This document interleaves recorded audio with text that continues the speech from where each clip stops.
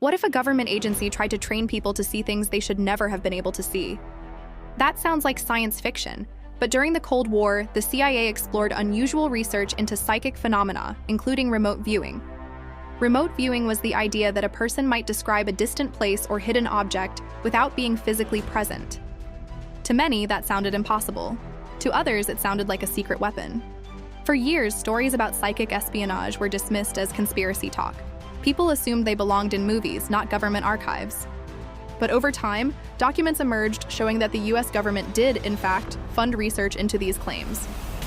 That does not mean remote viewing was proven to work the way believers hoped. But it was real enough for intelligence agencies to investigate seriously. And that is why this topic remains so fascinating.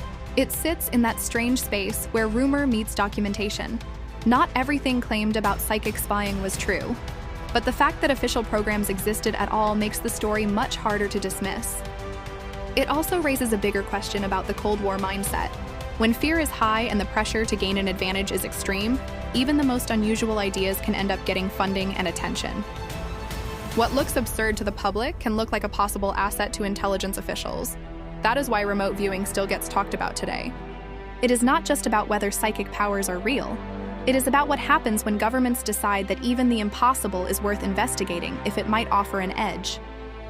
And once that door opens, it becomes hard to say where curiosity ends and obsession begins. For decades, people laughed at the idea, but the paper trail shows that the joke was never as simple as it seemed.